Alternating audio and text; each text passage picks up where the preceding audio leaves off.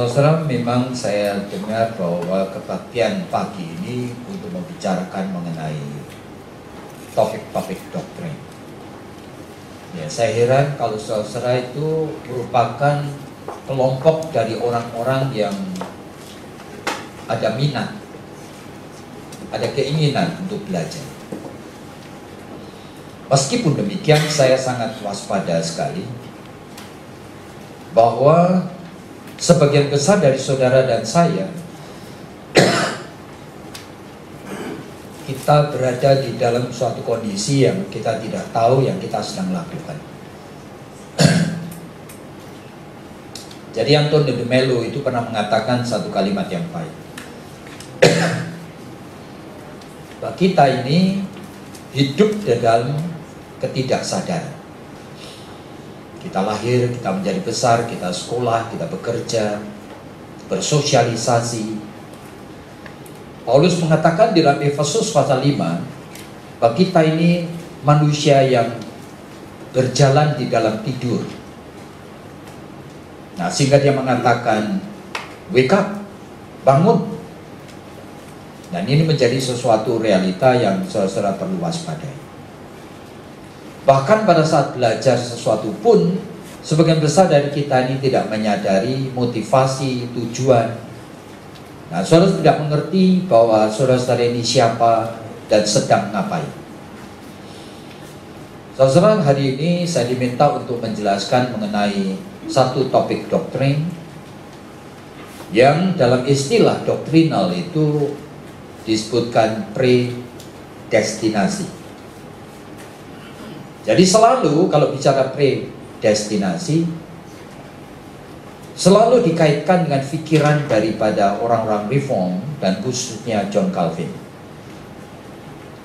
Oleh karena melalui statement-statement dari John Calvin, seluruh pikiran daripada orang-orang reform itu berorientasi sekitar predestinasi. Nah, predestinasi itu apa? Pre itu sebelum. Nah, destinasi juga sama seperti halnya dengan bahasa Inggris destiny. Itu berarti sebelum nasib atau segala sesuatu yang kita ini alami sudah ditentukan oleh Allah. Jadi Allah itu menentukan segala sesuatu. Jadi menjadi sesuatu masalah yang sangat rumit, saudara. Sehingga nanti saya hanya memberikan introduksi saja. Nah, saudara yang kalau ingin bertanya, nanti habis bagian yang saya jelaskan, saudara boleh mengajukan pertanyaan. Tetapi sebelum saudara memikirkan ini, apa saudara dan saya itu menyadari bahwa saudara dan saya kenal Allah? Bagaimana saudara tahu kalau saudara kenal dia? Dia tidak kelihatan. Dan dia itu tidak menjadi bagian daripada pikiran manusia. Dalam 1 Korintus pasal 2 ayat 9 dikatakan, segala sesuatu dari dia itu yang dia nyatakan mengenai dirinya kepada kita, segala sesuatu tidak pernah timbul dalam pikiran manusia, tidak pernah bahkan muncul dari hati manusia. Itulah yang disediakan bagi orang yang mengasihi dia. Aneh sekali. Jadi tidak ada satu bagian pun dari pikiran saudara yang mirip seperti Allah sebagaimana dia ada. Jadi jika saudara-saudara mengenal agama-agama lain, semuanya itu manifestasi dari jiwa manusia. Tetapi iman Kristen tidak ada satu titik pun dari jiwa manusia yang dimanifestasikan jadi bagian dari Allah. Nah, kalau kita membacakan Quran, dari A sampai Z itu saya rasanya ngerti sekali aja pikiran manusia semuanya. Gitu. You membaca buku Buddhis, you membaca Konghucu, buku semuanya. Tidak ada sesuatu yang unik, tidak ada sesuatu yang baru, tidak ada sesuatu yang di luar dugaan, tidak ada. Semuanya adalah lahir dari keinginan hati nurani manusia untuk menjadi baik. Semuanya. Tetapi Allah tidak sama sekali. Jadi inilah yang menyebabkan kita perlu waspada lebih dahulu, ya. Termasuk masalah predestinasi. Nah, ini masalah yang ada dalam Alkitab. Lalu bagaimana kita memahaminya? Nah, mari kita melihat beberapa bagian dari Alkitab. Saudara, ada puluhan ayat-ayat mengenai predestinasi. Tapi saya hanya ingin baca beberapa aja. Roma 8 ayat 29. Roma 8 ayat 29. Mulai ayat 28 mungkin kita baca. Kita tahu sekarang bahwa Allah turut bekerja di dalam segala sesuatu untuk mendatangkan kebaikan bagi mereka yang mengasihi Dia, yaitu bagi mereka yang terpanggil sesuai dengan rencana Allah. Lalu ayat 29. Sebab semua orang yang dipilihnya. Nah, ini masalah predestinasi sekarang. Jadi yang tidak dipilihnya ya tidak ngerti dan tidak bisa. Semua semua orang yang dipilihnya dari semula, mereka juga ditentukannya dari semula untuk menjadi serupa dengan gambaran anaknya, supaya ia anaknya itu menjadi yang sulung di antara banyak saudara. Orang-orang yang dipilihnya.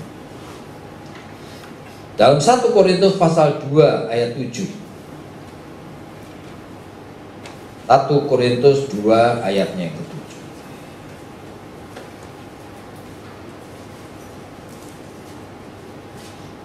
Disebutkan, tetapi yang kami beritakan ialah hikmat Allah yang tersembunyi dan rahasia yang sebelum dunia dijadikan telah disediakan Allah bagi kemuliaan kita. Sebelum dunia dijadikan. Jadi belum ada dunia, tidak ada apa-apa. Bukan ada benda, tidak ada benda. Tuhan sudah menetapkan. Efesus pasal 1 ayat 5 dan 11.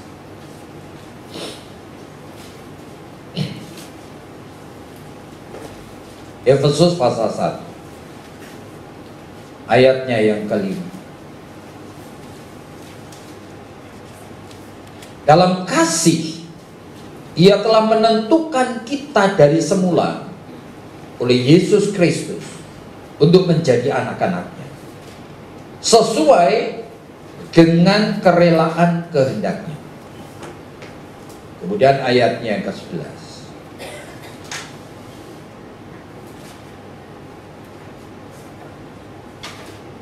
Aku katakan di dalam Kristus, karena di dalam Dialah kami mendapat bagian yang dijanjikan, yaitu kami yang dari semula ditentukan untuk menerima bagian itu sesuai dengan maksud Allah yang di dalam segala sesuatu bekerja menurut keputusan kehendaknya. Saudara, ada puluhan. Jadi ayat-ayat yang bicara dengan begitu konkret. Orang diselamatkan sudah ditetapkan oleh Allah. Bahkan sebelum manusia itu jatuh dalam dosa. Sebelum ada manusia, sebelum ada dunia, sebelum ada segala sesuatu, sudah ada di dalam pikiran Allah. Nah, ini menjadi sesuatu yang tergantung saudara itu level iman saudara sudah ada di mana. Kalau level memang saudara itu masih hanya ingin beragama-agama, datang ke gereja, hahaha, nyanyi tepuk tangan, ya senyum sana, senyum sini, lalu habis itu makan snack, kumpul-kumpul di belakang, lalu pulang. Ya memang 90% daripada diri Allah ini yang sudah ada dalam Alkitab, saudara tidak pengen tahu dan tidak pernah akan tahu. Nah, saudara, ini menjadi masalah. Jadi kita mengatakan menyembah Allah yang hidup, yang menyatakan diri melalui Alkitab, tetapi 90% sebetulnya dari manusia Kristen ini tidak pengen tahu dan tidak peduli siapa sebetulnya Allah itu. Kita tahu dia mengasihi kita, tetapi dia mengatakan juga dia menetapkan siapa yang akan diselamatkan. Dia memilih siapa yang akan diselamatkan sebelum dia menciptakan manusia. Apa dalam pikiran Allah? Sejauh mana saudara boleh mulai mengerti? Nah, pertanyaannya akan dilanjutkan, apa perlu mengerti? Nah, ini menjadi suatu masalah. Mari kita bicarakan ini secara bertahap, ya. Yang pertama, saudara, kita itu harus tahu bahwa Alkitab mengatakan bahwa Allah itu ajaib. Jadi tidak ada sesuatu dari diri manusia yang mirip.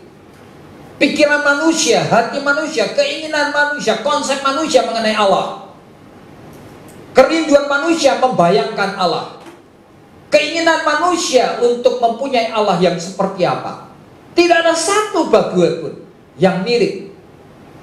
Itu dikatakan tadi dalam 1 Korintus 2 ayat 9. Di dalam Yesaya pasal 55, dia mengatakan bahwa kehendakku itu bukan kehendakmu, rancanganku bukan rancanganmu, pikiranku bukan pikiranmu.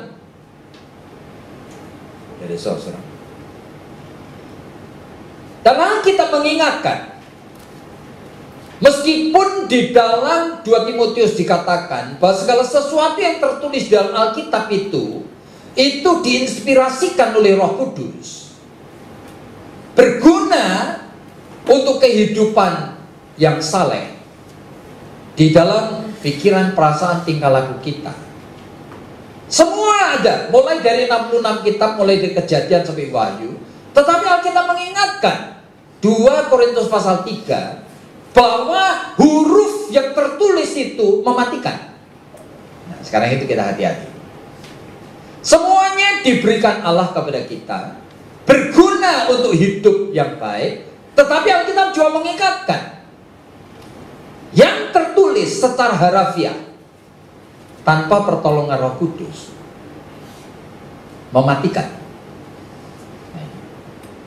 Jadi apa ini? Sehingga di dalam 2 Petrus pasal yang ketiga, Rasul Petrus sendiri mengatakan, kalau kamu membaca Alkitab, membaca tulisan Paulus saja yang ku kenal itu, kamu tidak hati-hati, bukannya kamu cinta Allah, kamu bahkan sesat. Maksudnya ini misteri daripada Alkitab ini. Saya ulangi, ya kan? Semuanya diberikan kepada kita untuk maksud yang baik. Tetapi diingatkan, kalau kamu baca, jangan terikat pada yang harafiah. Yang harafiah, yang hurufiah, meskipun ABC-nya itu betul seperti itu, you mesti hati-hati. Karena yang harafiah itu mematikan. Hanya Roh Kudus yang menghidupkan. Jadi saudara membaca Alkitab bukan lalu semua yang harafiah kamu pikirkan seperti itu. Nah, ini pikirannya. Semua yang harafiah kamu pikirkan seperti yang tertulis. Jangan lagi mengatakan, habis Pak Yakob, Allah mengatakan begitu. Mana? Ini tadi Roma ini. Loh, Alkitab mengatakan apa? Jangan kamu membaca apa yang tertulis letterlek itu. Nah, ini saudara, ini hati-hati ini. Jadi kita itu sebetulnya sedang ditempatkan Tuhan di mana? Saudara sedang ditempatkan Tuhan di tengah proses. Ya, ini sehingga kepada yang bayi rohani Tuhan ngomongnya itu dengan sangat sederhana sekali. Tetapi nanti bertahap makin berubah, makin berubah.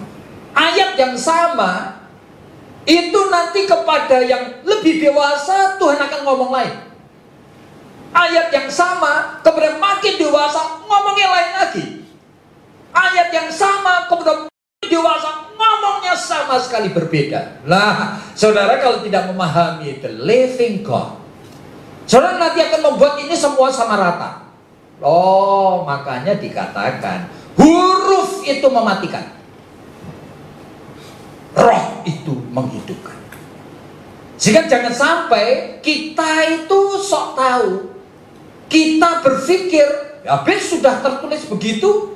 Waduh, ini yang berbahaya ada di situ ini, ya kan? Sudah tertulis begitu, roh itu yang menghidupkan. Ini yang pertama. Tetapi kita sulit untuk menghindar, ya kan? Oleh karena apa? Banyak banget. Dan statement-statementnya bukan di dalam bentuk simbol. Statement-statementnya bukan dalam bentuk abstrak. Statementnya konkret. Allah memilih sebelum dunia dijadikan. Siapa yang akan diselamatkan? Siapa yang akan dimasukkan di dalam neraka? Kok masa sih aku harus mikir-mikir lagi? Nah, ini menjadi masalah toh. Ya, kita mesti hati-hati. Setiap bagian sebetulnya kalau kamu baca hati-hati, nah, ini kepada orang yang levelnya sudah mulai naik, saudara kan diberi pengertian. Mari kita lihat ya, misalnya saja Lukas 18 ayat 7. Lukas 18 ayat yang ke-7. Nah, saudara lihat, Lukas 18 itu berbicara mengenai Tuhan kasih perumpamaan hakim yang jahat, gitu ya. Tapi jahat banget seperti itu disebutkan tidak takut Allah. Tapi oleh karena terus direcoki oleh seorang janda yang minta supaya dibela, lama-lama daripada rasa terganggu ya sudah ngebela. Lalu dia ngomong,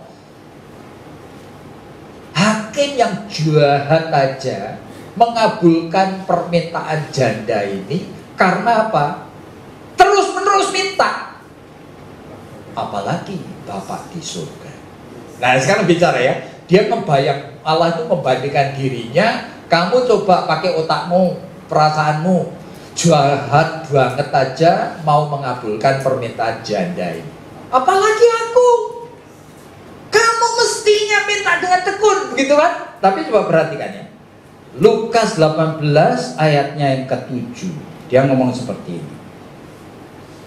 Tidakkah Allah akan membenarkan orang-orang pilihannya yang siang malam berseru kepadanya? Dan adakah ia mengulur-ulur waktu sebelum menolong mereka? Tapi jangan mandek, ini koma ini. Lalu ayat 8 ngomong apa? Aku berkata kepadamu, ia akan segera membenarkan mereka. Akan tetapi jika anak manusia itu datang, adakah ia mendapatkan iman di bumi? Nah, sekarang saudara-saudara bayangkan ya, ini bicara mengenai masak kepada orang-orang yang memintanya, apalagi anak-anaknya yang sudah ditetapkan untuk selamat, ya toh. Tapi siapa mereka itu? Jangan-jangan kalau aku datang lagi tidak ada orang yang beriman. Nah, ini Tuhan mengingatkan nih, jangan kamu pikir kamu itu mereka. Kalau aku mengatakan, kamu minta siang dan malam, aku akan kabulkan. Masa aku tidak akan kabulkan? Apalagi bagi orang yang sudah kutetapkan sebagai orang-orang, sebagai anakku. Tapi, siapa sih anakku? Nah, ini masalahnya. Allah mengatakan, kalau aku datang ke bumi nanti, apa aku masih ketemu orang yang punya iman? Jangan kamu pikir kelompok dari ratusan, ribuan, jutaan orang yang ngaku-ngaku Kristen itu, ya toh, yang ngaku-ngaku percaya itu, mereka termasuk yang aku tetapkan. Waduh, dari begini tiba-tiba ciut kita. Ya ngerti maksudnya? Tuhan mengatakan ini, tapi juga mengatakan realita. Siapa yang punya iman? Kalau kau datang lagi, apa ada yang punya iman?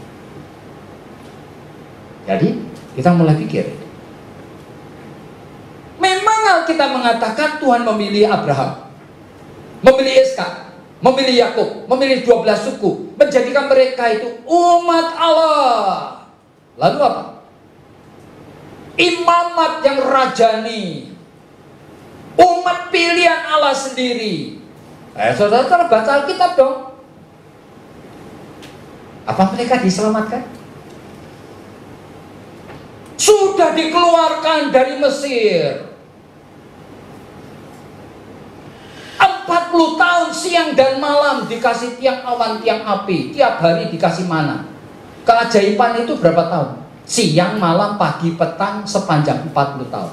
Tidak ada satu orang pun yang diselamatkan. Kecuali Yosua dan Kaleb. Yang masuk ke dalam tanah Kanaan adalah generasi yang lahir di tengah jalan. Meskipun Paulus di dalam Roma pasal 9 mengatakan, pasal 11 diulang lagi, Tuhan tidak akan melupakan janjinya. Tapi ini masalah the whole nation. Tuhan tidak berjanji kepada orang yang namanya A, B, C, D, E, F, G dari orang-orang Israel. Tidak pernah. Tuhan janjinya the whole nation. Ini suatu apa? Corporate. Mereka tidak diselamatkan. Nah ini, meskipun sudah disebut holy nation, milikku, biji mataku, mana ada Allah seperti aku yang mau ngomong sama kamu? Dan satu pun masuk di dalam tangan. Dan Paulus mengatakan dalam, oleh karena Paulus mengatakan Roma pasal 9, yang disebut turunan Abraham itu bukan turunan darah daging, anak perjanjian. Ini masalah iman dari Isa. Oleh karena apa? Yang impossible, kelahirannya itu pada masa impossible. Ini anak perjanjian. Abraham sudah tua banget, Sarah sudah sangat tua sekali, dan mereka tidak expect something. Mengharapkan aja tidak. Kalau sudah mau perhatikan dalam Kejadian 17, Abraham sudah bersalah satu kali, yang kedua kali sudah tidak kepingin punya anak itu. Sampai ketika Tuhan datang kepada Abraham, Abraham, tahun depan istrimu akan punya anak. Maka tertawalah Abraham. Mentertawakan siapa? Tuhan. Aku sudah terlalu tua, Tuhan. Lihat istriku itu puluhan tahun sudah menopause. Mana mungkin? Tapi plus kalimat Abraham yang jelek keluar. Tuhan, alangkah baiknya Ismail saja. Ada dalam Alkitab. Jadi dia tidak mengharapkan. Saudara jangan pikir Abraham selalu punya iman yang teguh. Enggak. Tapi Tuhan ngomong apa? Tidak. Bukan anak darah daging. Dari Sarah kamu akan melahirkan anak perjanjian. Maka Sarah kemudian tahun berikutnya melahirkan Ishak. Lalu dikatakan oleh Paulus dalam Roma pasal 9, ya kan? Bukan turunan oleh karena darah daging. A new Israel, saudara dan saya, anak perjanjian. Ini sesuai dengan janji Allah. Ya kan? Tetapi dalam Roma pasal 11 Paulus kemudian menulis tambahan. Meskipun demikian, Israel sebagai holy nation Tuhan tidak pernah akan tinggalkan. Jadi pasti Tuhan perlakukan istimewa. Tapi sekali lagi sudah mesti ingat, Israel itu bukan si A, si B, si C, si D semuanya masuk surga. Tapi orang-orang Israel diperlakukan secara khusus oleh Tuhan. Oleh karena apa? Abraham. Nah ini, sehingga dia mengatakan, kalau kamu aja yang dari cabang pohon liar Tuhan itu cangkokkan, apalagi pokok anggur yang memang Tuhan pilih. Masa Tuhan akan membuang? Ya, tapi persoalan ini, jadi pada saat membaca meskipun ada puluhan ayat, ya bacanya saudara tiap bagian, saudara pahami apa ini. Lama-lama saudara akan ngerti nanti. Meskipun ayat-ayat ini bicara konkret sekali, Tuhan memilih. Saudara di dalam sejarah gereja,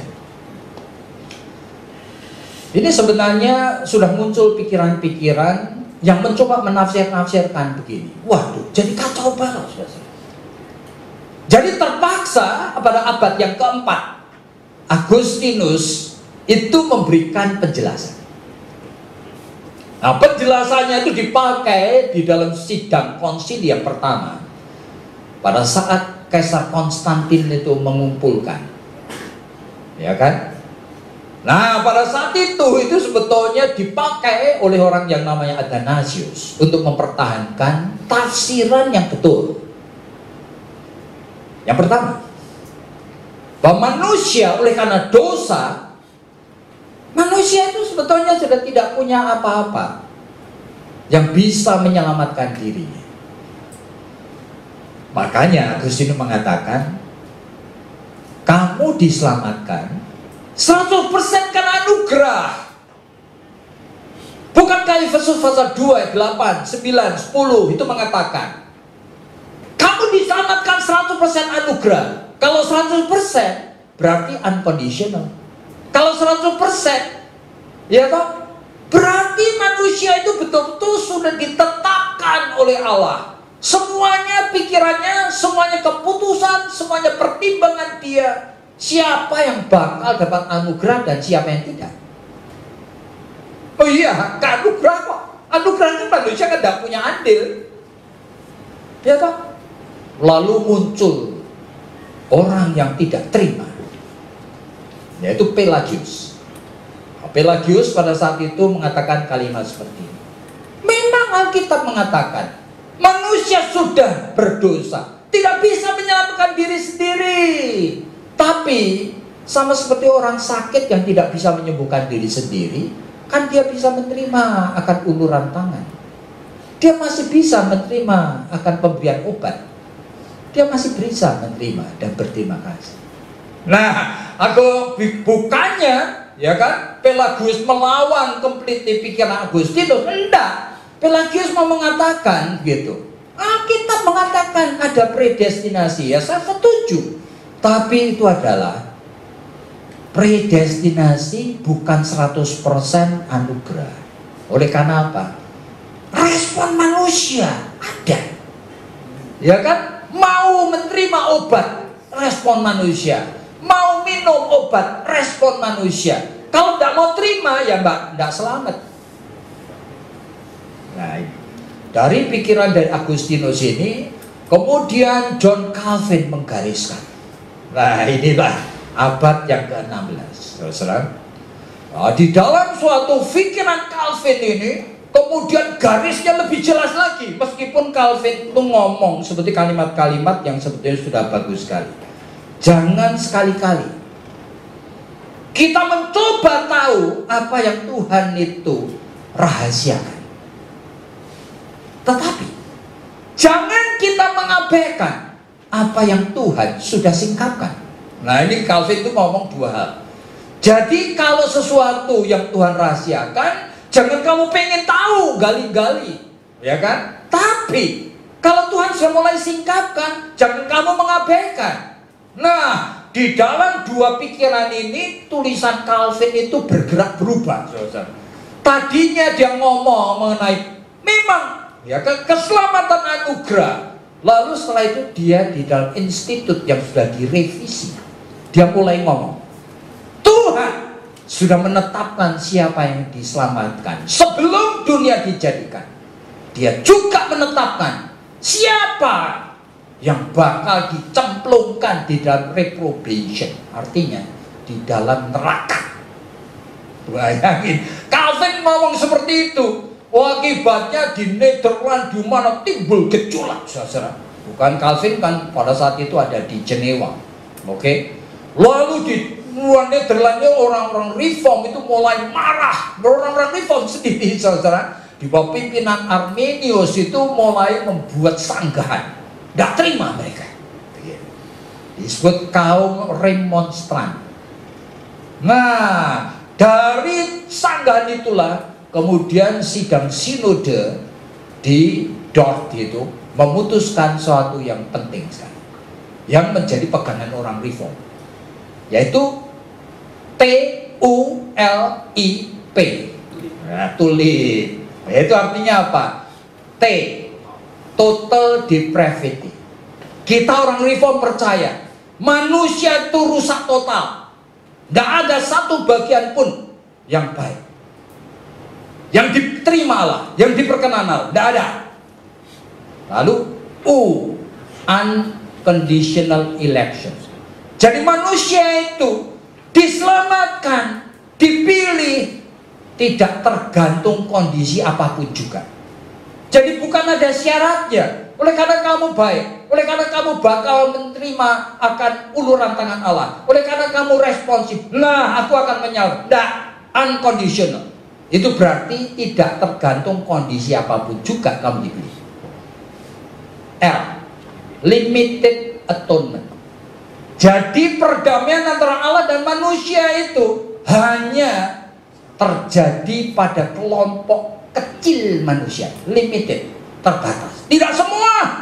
Yesus mati itu mati di atas kayu salib untuk seluruh dunia, tetapi yang betul-betul akan mengalami anugerahnya ini limited, terbatas. Tidak semua diselamatkan. E, irresistible grace. Jadi anugerah Allah itu kalau mau dikasih, tidak ada manusia bisa tolak.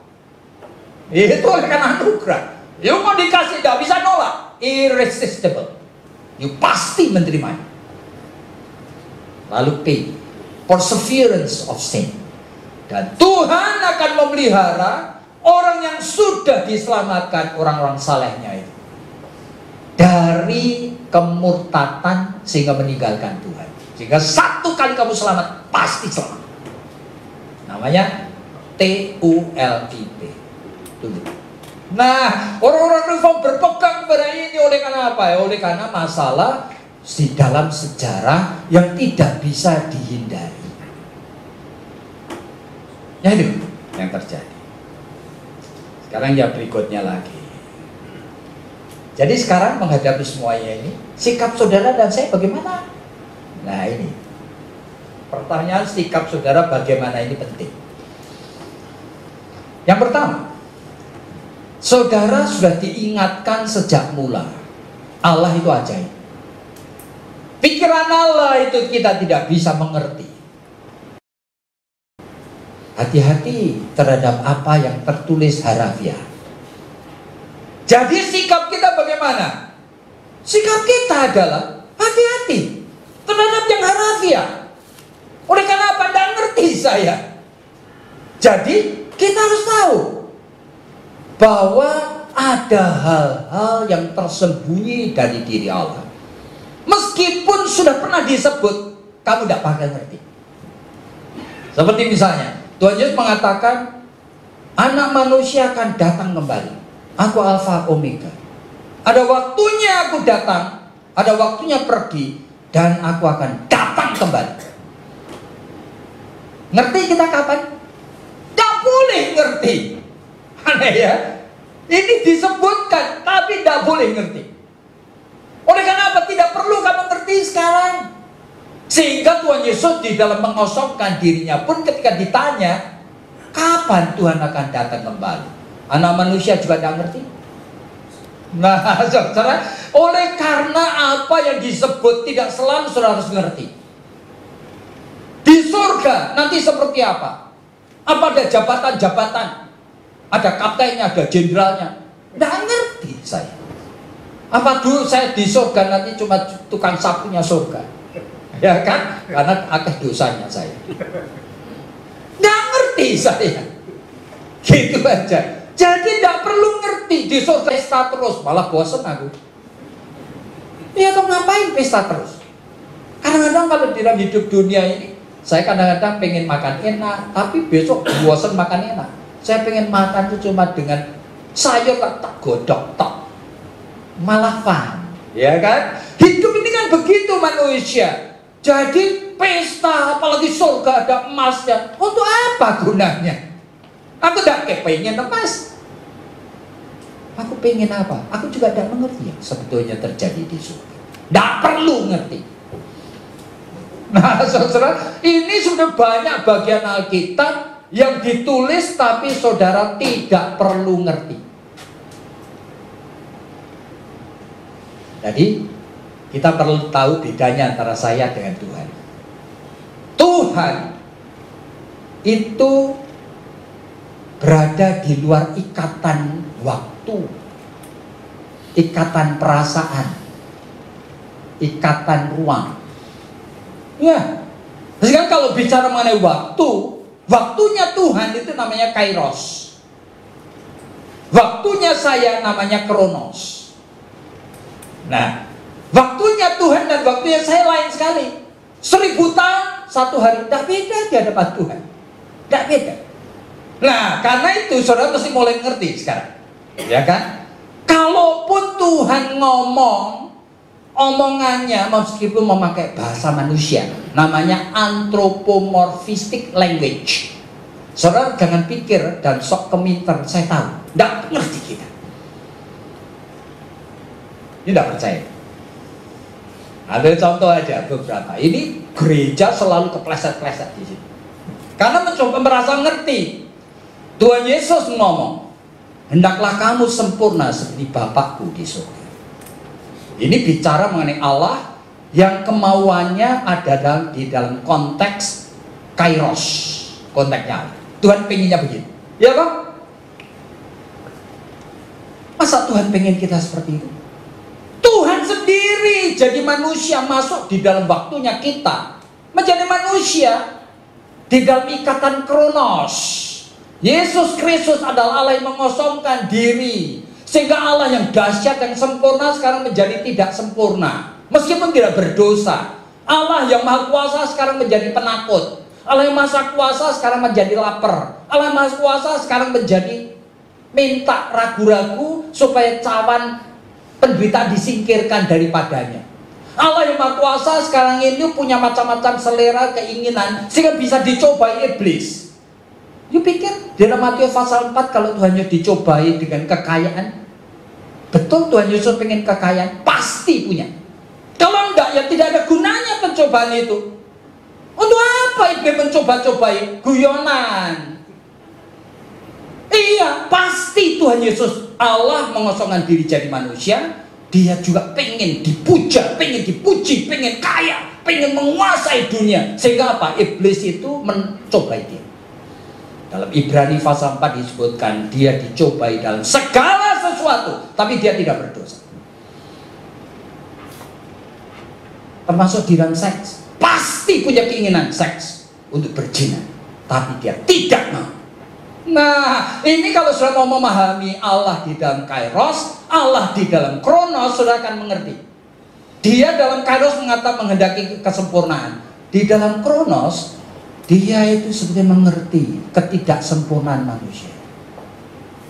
Makanya di dalam kairos Allah mengatakan, Matius pasal 5, jangan kamu bercerai. Apa yang sudah disatukan Allah tidak boleh diceraikan. Dan jikalau kamu menikah dengan orang yang sudah bercerai, kamu berzina. Allah ngomong ini di dalam Kairos. Sekarang kalau kenyataannya ada seorang laki-laki sudah bercerai kemudian menikah dengan janda yang sudah bercerai, berzina enggak? Pasti berzina. Tapi ada tapinya. Dia bisa diampuni. Nah, saudara memahami. Oleh karena apa? Ada begitu banyak dosa yang jauh lebih besar daripada kesalahan daripada seorang laki-laki yang keliru salah langkah seperti ini. Petrus sendiri, kalau sudah memperhatikan 3 kali dia mencoba mengkhianati Yesus. Yang pertama, yang kedua, yang ketiga, sebetulnya tidak ditodong dengan tombak atau enggak. Babu-babu pelayan yang nanya, kamu pasti murid Yesus. Lalu dia itu jalan bersumpah-sumpah. Iya. Lalu dalam Lukas 22, kita perhatikan ini ya. Setelah pencobaan, setelah dia mengkhianati yang pertama, kedua, lalu Lukas 22 mengatakan apa? 1 jam kemudian. Ini tidak baca ya. Berarti ada waktu dia sadar, ada waktu dia nyesel, ada waktu dia jangan nangis, ada waktu dia tahu saya rapuh seperti ini, Tuhan kenapa saya begini. 1 jam kemudian datang lagi satu orang pelayan. Kamu orang Galilea, pasti kamu muridnya dia. Apa yang dilakukan Petrus? Dia bersumpah sambil mengutuki Allah. Luar biasa, jahat sekali manusia. Dalam Yohanes pasal 21 dia diampuni. Simon Petrus, apakah engkau mencintai? Sekarang jujur dia. Aku tidak bisa mencintai dengan anugerah kasih. Aku hanya bisa mencintai dengan cinta kasih seorang teman. Phileo. Gembalakanlah domba. Seorang yang tanda petik pernah berbuat brengsek seperti ini. Mana lebih besar dosanya dibandingkan laki-laki yang salah langkah menikah dengan seorang janda yang cerai?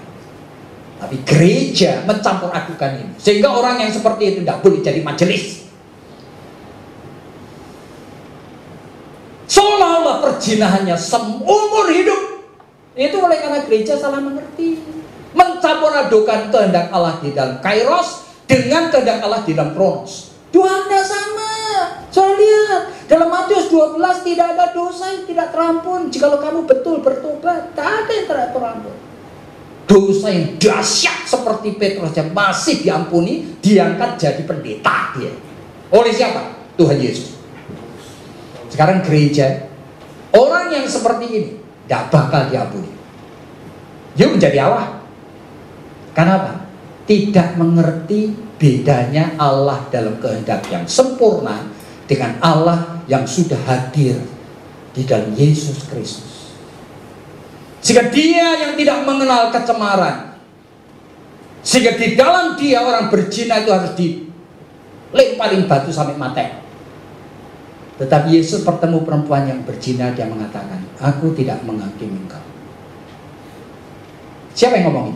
Yesus. Cuma Yesus mengatakan, pergi, jangan berbuat dosa lagi. Jadi kalau tidak memahami, seluruh gereja menjadi kumpulan bidan. Oleh karena apa?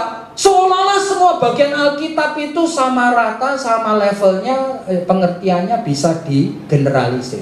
Waduh, Allah di dalam Kairos, Allah di dalam Kronos. Ini sudah beda.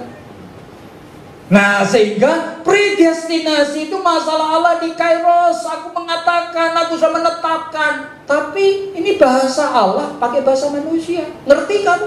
Tidak makin. Oleh karena yang kita tahu, Allah itu Maha Kasih. Dan yang boleh kamu tahu adalah 1 Timotius dan Petrus mengatakan apa? Allah menghendaki semua orang diselamatkan. Allah tidak pernah menginginkan satu manusia pun binasa. Iya, dia mengajarkan kepada saudara dan menaruh di dalam hati nuranimu supaya mengasihi orang lain, bahkan mengasihi tidak terbatas 70 kali 7 untuk diampuni. Masakan dia sendiri Allah yang jahat. Sebelum menciptakan dia sudah pikir aku akan menciptakan A, B, C, buat pun tak cemplung non neraka. Gendeng gitu. Kalau saudara punya pikiran seperti itu, saudara sebetulnya sudah membuat Allah menjadi Allah yang jahat sekali. Ya, kita perlu waspada. Meskipun dia ngomong, you tidak boleh tahu. Makanya saya sebagai orang reform, saya melihat Calvin salah langkah. Berani menggariskan salah langkah. Oleh karena dia tidak bisa membedakan Allah di dalam kairos yang tidak terbatas, yang sempurna. Yang mengatakan aku menetapkan sebelum dunia dijadikan. Tetapi Allah akan punya pertimbangan 1 juta pertimbangan. Yang saudara ngerti cuma 2. Dia mengerti yang sedang terjadi. Dia tidak mengerti. Jangan sok ngerti. Yang kita tahu adalah saya diselamatkan dan saya boleh berterima kasih kepada Tuhan. Karena saya orang berdosa. Saya tidak layak. Itu pun saudara mesti ingat. Siapa yang betul diselamatkan? Sehingga Rasul Paulus mengatakan di dalam Filipi, kerjakanlah keselamatanmu dengan takut dan gentar. Oleh karena apa? Siapa tahu kamu itu tidak diselamatkan? Iya. Jadi orang yang kena kanker stadium ketiga, ini masih belum sembuh, sudah di kemoterapi. Sekarang ini 3 bulan itu dokter melihat, kankernya tidak berkembang. Haleluya. Lalu jangan dia berpikir dia pasti akan sembuh. Belum tentu. Baru 3 bulan pertama, saudara. Status saudara dan saya seperti itu. Saudara dan saya sendiri belum tentu diselamatkan. Jangan berpikir-pikir mengenai satu step langkah yang sebetulnya saudara ngerti pun tidak. Sehingga ini diberikan dalam Alkitab. Boleh tahu enggak? Tidak boleh tahu. Ini hanya supaya kita mengerti bahwa Allah itu ajaib. Tetapi tidak membuat kita curiga. Tidak membuat hati kita itu punya prejudis. Jangan-jangan Allah yang ngajarin kita mengampuni, dia sendiri jahat, tidak bisa mengampuni orang. Jangan-jangan Allah yang baik ngajarin kita berbuat baik, dia sendiri punya rencana rekayasa yang jahat. Apalagi kalau saudara punya nenek, punya ayah, ibu yang sampai mati belum kenal Kristus. Dan saudara tahu mereka orang yang mengasihi saudara. Yuk jangan bohong kepada dirimu sendiri. Begitu berpikir predestinasi, yang muncul kita seperti mendua hati. Berani berpikir, justru kamu akan mencurigai Allah. Jadi kalau ada orang yang senang dengan predestinasi, oleh karena jiwanya itu insecure dan dia sebenarnya senang melihat orang karismatik, orang apa cemplungkan neraka kabeh. Jadi ini manusia yang jiwanya tidak baik akan menyukai doktrin predestinasi. Hati sekali. Saudara dan saya tidak boleh menyukai. Ini hanya membuat kita termenung dan terdiam. Dan saya percaya sekali, hanya untuk orang yang sudah diselamatkan, supaya kita mengucap syukur tidak habis-habisnya. Karena kita tahu kita tidak layak menerimanya. Kenapa? Aku termasuk yang sudah mulai percaya. Nah, sehingga bagi orang percaya, ya, Allah di dalam kairos, predestinasi. Allah yang memberi kepada kita kehendak bebas, free will. Predestinasi dan free will dalam Alkitab tidak pernah dipertentangkan. Tidak pernah. Yang menjadi bertentangan apa? Di dalam pikiran manusia. Alkitab tidak pernah mempertentangkan. Sehingga yang perlu bagi kita adalah kehidupan di dalam kronos ini. Ini yang kita perlu tahu. Segala sesuatu yang kita alami dalam hidup ini sebetulnya tidak ditentukan Allah secara langsung. Semuanya yang terjadi dalam hidupmu terjadi oleh karena 6 kemungkinan. Yang pertama, oleh karena God's will, oleh karena Tuhan memang punya kehendak begitu. Tapi saudara ingat, God's will tidak pernah dipaksakan. Ya, Abraham mengambil Hagar, sudah terjadi sampai punya anak, betul tidak? Betul. Apa itu sesuai dengan kehendak Tuhan? Pasti tidak. Daud mengambil istri Batsheba itu melalui perzinahan. Apa kehendak Tuhan? Buktinya sudah jadi suami istri. Dan sekarang anak yang kedua Salomo diangkat jadi penggantinya. Kehendak Tuhan pasti tidak, tetapi terjadi. Jadi saudara menikah dengan siapa, bahkan saudara nanti mati tahun berapa, saudara jangan pikir semuanya kehendak Tuhan. Tuhan tidak mengatur hidup ini detail. Saya bisa mematikan hidup saya sekarang ini, tetapi saya tahu itu bukan yang Tuhan kehendaki. Saudara bisa menjadi orang Kristen, menikah dengan istrimu 30 tahun, gak pernah satu kali pun berbicara mengenai Injil kepadanya. Masakan kehendak Tuhan itu pasti terjadi? Tidak. Tetapi kita dia panggil untuk menyesuaikan diri. Nah, kehendak Tuhan. Tapi juga bisa terjadi karena God's decreed will. Itu artinya ketetapan Tuhan. Nah, ini misteri seperti tadi. Masalah keselamatan.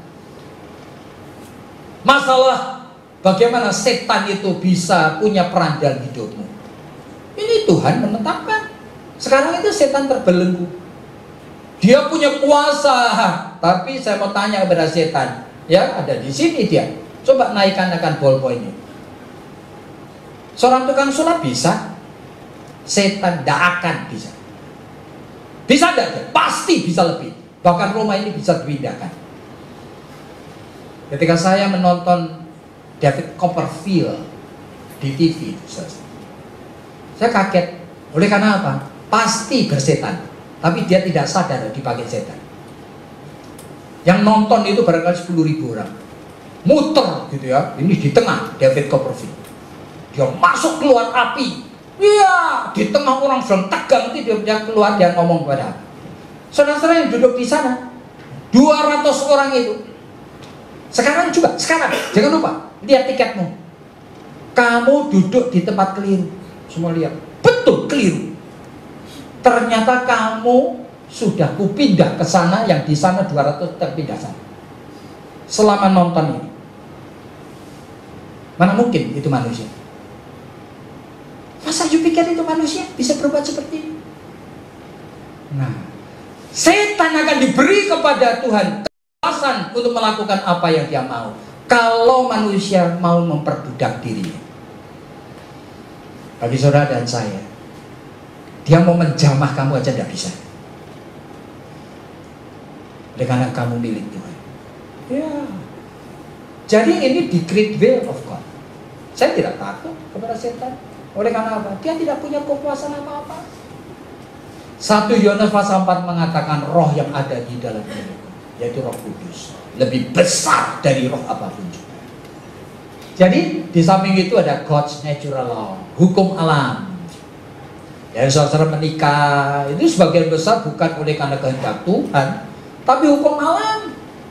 Nah, saudara pilih sendiri, seleramu sendiri, sama mendekat-dekatkan sendiri, saudara melibatkan emosimu sendiri. Jangan saudara mengatakan Tuhan yang jadikan saya dengan istriku itu suami istri. 90% orang menikah itu pilihannya sendiri, hukum alam. Saudara mau punya anak 1, 2, 3, semuanya hukum alam.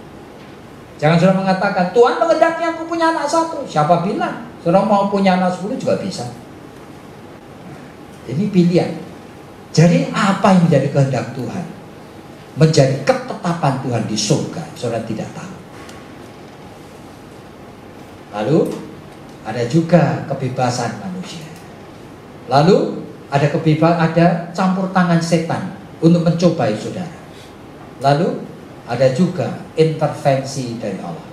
Bagi anak-anak Tuhan, Tuhan kadang-kadang melakukan intervensi supaya jangan kebablasan di dalam dosa.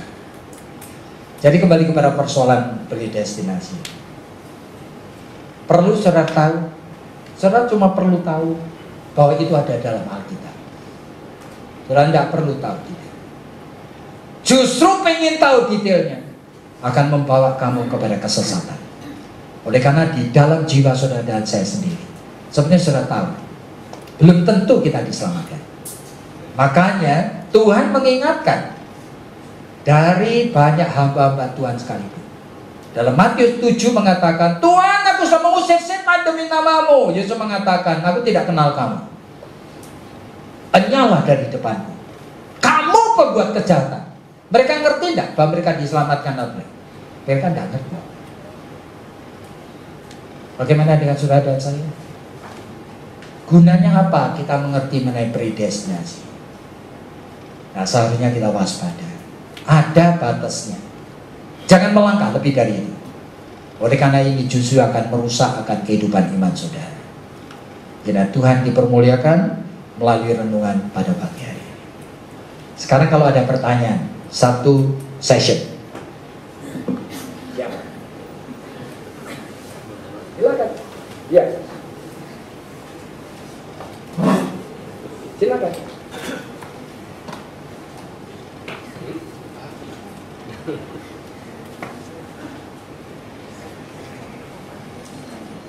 Ayo, langsung aja berarti. Ya. Bukan, di sana ada dulu. Ada. Siapa? Saudara. Iya, langsung aja. Oh.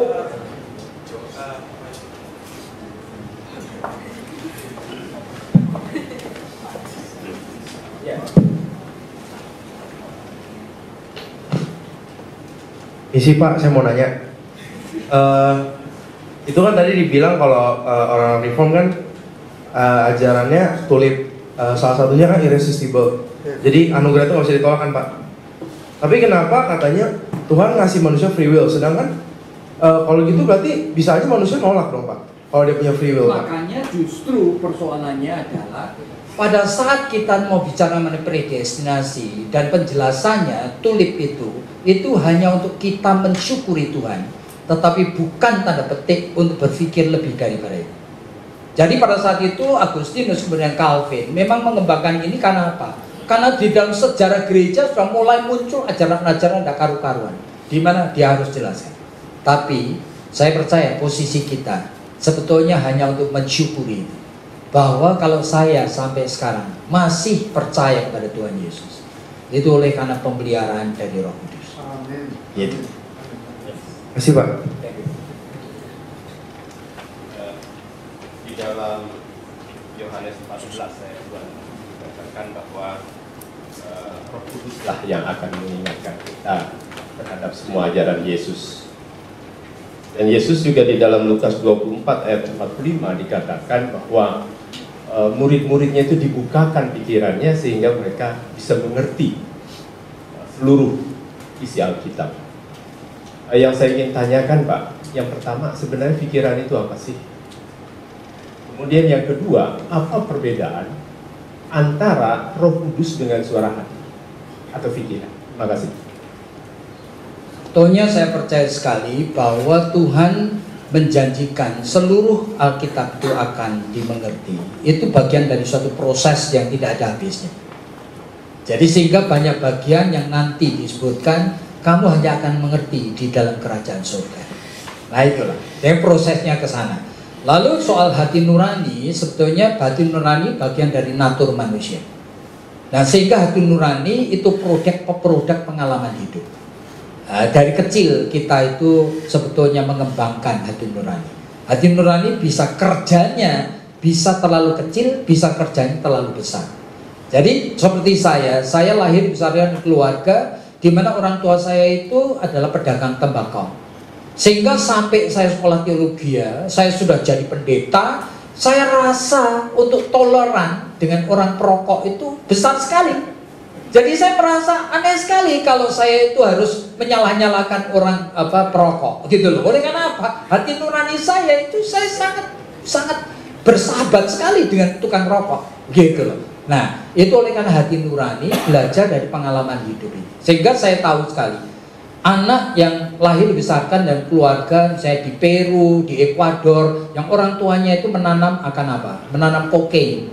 Pasti dia tidak merasa jual beli kokain itu merupakan sesuatu yang salah. Nah, cuma ya Roh Kudus nanti akan mendidik secara bertahap. Nah, sekarang saya mulai sadar bertahap. Sehingga saya mulai dimengerti bahwa tubuh ini adalah rumah roh. Masa sih kita itu membiarkan orang itu minum rokok karena itu akan merusak akan tubuh ini. Nah, itu mulai pikir sehingga ya mulai sekarang ada perubahan. Sehingga suara Roh Kudus sebenarnya beda. Nah, cuma di dalam Ibrani pasal yang ke-9 disebutkan, sejak kita menjadi milik Kristus, Roh Kudus itu akan bertata, tanda petik, pusatnya di hati nurani. Itu artinya hati nurani sudah disucikan dengan darah Kristus.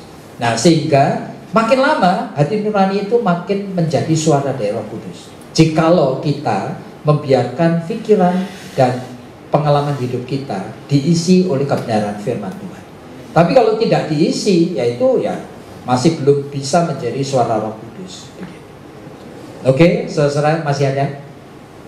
Ya, silakan. Makasih Pak Pendeta. Pengertian saya mengenai keselamatan di dalam Kairos seperti di dalam Efesus itu terjadi pada Paulus dalam waktu kronosnya ketika dia berjalan ke Syria, Damsyik. Nah, tetapi yang saya mau tanyakan, ketika Bapak bilang bahwa tidak boleh bercerai, itu firman Allah di dalam Kairos. Tetapi dalam Kronos, Markus 10, Yesus berkata dalam Kronos, jelas siapa yang bercerai, ia berbuat zina, laki suami atau istri. semuanya dikatakan Tuhan itu di dalam konteks Kronos. Tuhan Yesus hidup sebagai Allah yang mengosongkan diri, tapi dia berbicara mengenai kesempurnaan kehendak Allah. Nah, sebetulnya di mata Tuhan tidak boleh ada bercerai. Nah, itulah. Ya, cuma yang saya katakan tadi, kalau disebutkan oleh Tuhan seperti itu, jangan kita itu membuat orang yang sudah menikah dengan janda yang cerai itu suatu dosa permanen yang tidak bakal diampuni. Jangan. Oleh karena realitanya manusia itu bisa berdosa. Dan sebetulnya Tuhan tidak pernah mengendaki ada manusia cerai dan kawin lagi. Tetapi kalau dia bertobat dengan sungguh-sungguh, dia akan memulai sesuatu yang baru lagi. Nah, ini justru karya keselamatan dari Allah yang menjadi manusia. Nah, itulah yang sebenarnya membuat kita perlu waspada. Jangan sampai kita sendiri bertingkah laku seolah-olah setiap bagian dari Alkitab, seperti misalnya Pak Yakob setuju tidak wanita itu diorden jadi pendeta? Saya mengatakan tidak. Oleh karena sejak mula Allah tidak pernah memanggil wanita menjadi pemimpin dari dua lembaga yang Allah ciptakan, gereja, negara, gereja dan keluarga. Tidak pernah. Tapi, nah ini persoalannya tapi, di dalam konteks Kronos ini ternyata realita itu sudah menjadi kenyataan. Pada saat misalnya, pada saat hakim-hakim itu Barak tidak berani, akhirnya Tuhan mengangkat Deborah. Dan kemudian setelah itu, pada masa banyak laki-laki itu loyo dan tidak bertanggung jawab, Tuhan mengangkat Priscilla, Tuhan mengangkat akan Yunis, Tuhan mengangkat menjadi pimpinan. Bahkan dalam Amsal Sulaiman 31, wanita yang disebutkan sebagai wanita teladan, sebenarnya wanita yang di dalam rumah tangganya mungkin suaminya itu lemah, dia ambil alih semuanya. Tapi wanita tersebut sadar dia tidak boleh enjoy leadership, sehingga dia memainkan ini di belakang layar supaya suaminya naik menjadi leader. Nah, inilah yang makanya disebutkan, betul tak seorang itu bisa diangkat menjadi seorang pendeta wanita? Seperti Tuhan tidak pernah mengendaki begitu di dalam Kairos. Tetapi di dalam konteks Kronos, Tuhan kadang-kadang mengizinkan itu. Cuma kalau saya ketemu seorang wanita diangkat jadi pendeta, saya akan ngomong, you harus sadar, peran you adalah menciptakan sementara kepemimpinan. Oleh karena seharusnya kamu menciptakan kondisi supaya pemimpin-pemimpin laki-laki itu mulai bangkit, sehingga kamu jangan enjoy leadership. Jadi dipimpin, diangkat oleh Tuhan, tapi sebenarnya dia sadar Tuhan maunya sejak mulai bukan begitu. Nah, ini dua hal ini menjadi, sekarang ini kalau orang tidak tahu perbedaan ini, jadi kacau balau. Ya.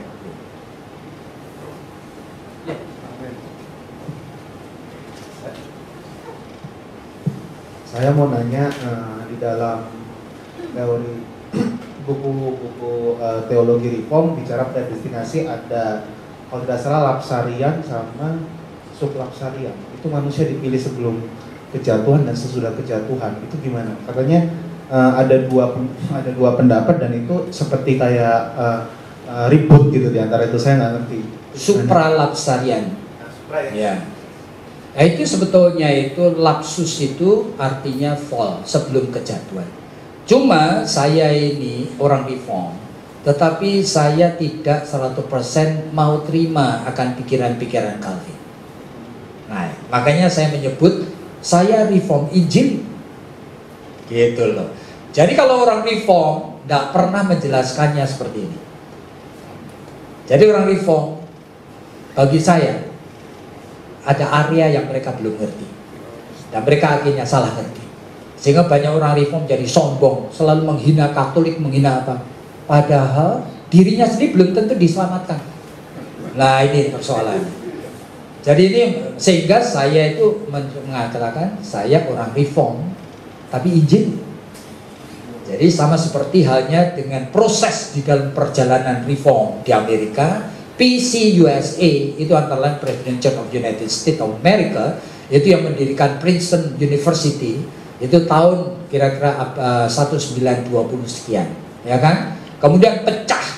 Nah, kemudian pecahnya itu kemudian membangun Westminster. Nah, reform yang Injil itu yang seperti ini. Nah, sudah sekarang itu pecah dari reform yang ada, yang menjadi induknya itu, yang sebetulnya itu menjadi banyak sekali pikiran-pikiran yang bagi saya, aduh, ini eksesnya itu bisa keliru. Jadi saya reform Injil. Ya, thank you. Oke, saudara, jadi saya kembalikan kepada yang memimpin, silakan.